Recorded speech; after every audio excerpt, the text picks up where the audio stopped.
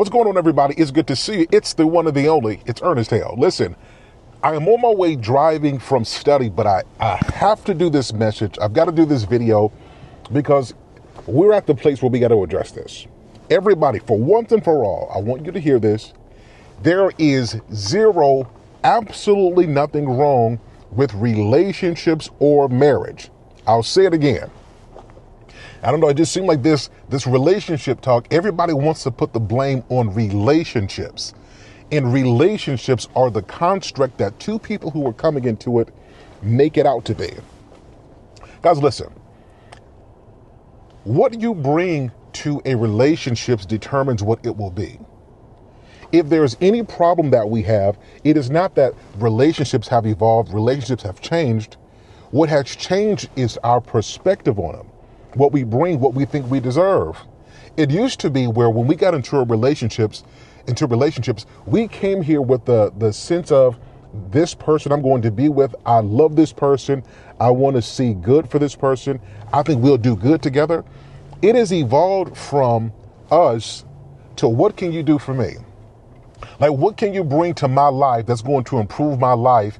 And I'm going to keep you on this hamster wheel where you always have to prove every single day. You got to prove your worth to me. And the moment that I deem that you are not worthy, it can be based on facts. It can be based on feelings. It doesn't matter. I get a chance to dictate what your worth is and what your value is. And because I've got social media, I have unlimited people who want me. The relationships did not change. We did. We have become arrogant. We have become self-absorbed. We have become narcissistic.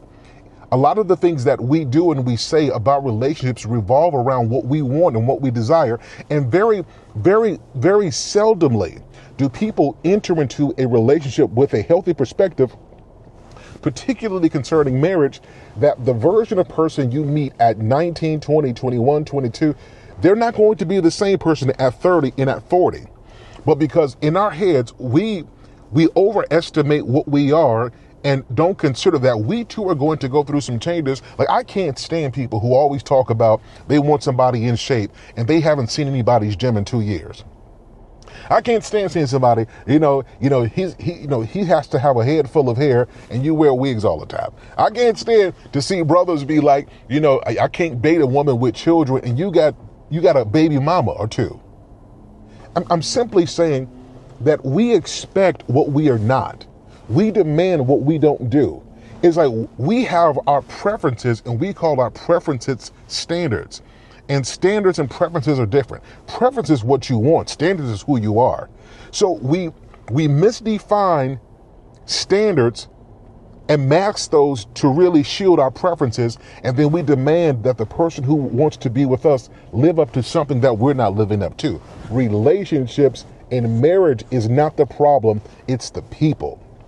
And until both men and women are ready to address their own selves and quit wasting time trying to force people to be something to you that they don't want to even be to themselves, we got to stop blaming relationships and take a critical look at ourselves and do the work it takes. And when I say work, let me define this, because we say these terms and there's no real definitions and action plan. When we say do the work, if you know you've gone through trauma, if you know you have attachment issues, if you know you're quick to abandon stuff, you're quick to draw conclusions, you're quick to go cheat, because you have no clue about what being faithful is, because you operate in relationships with fear that they're going to do something to you first. And so you're going to make sure you take care of your own needs.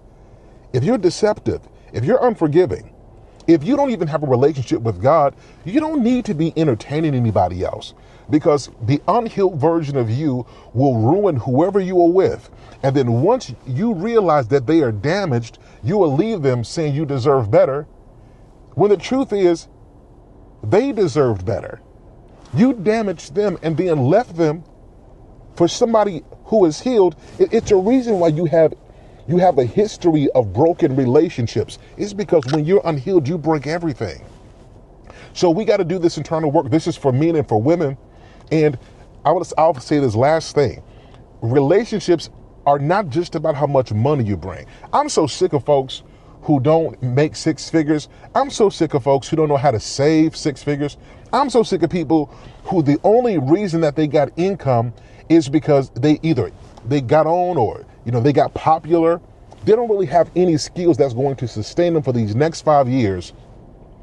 On here saying $50,000, $60,000, $75,000 ain't no money. I got to have somebody who got some more. If y'all are not ready to build with somebody and really take your skills and come together and converge and find a way to leverage both skills to become something great, a lot of y'all going to be single, and your only hope for feeling worth something is going to be the likes you get on social media that will not translate to real relationships in real life. Relationships have never been the problem. It's the people. And if we're going to improve, it's going to first require us to stop taking critical looks at everybody else, and for a minute, take a real look at the person in the mirror and start doing the work with the person you see. Relationships are not the problem. It's the people.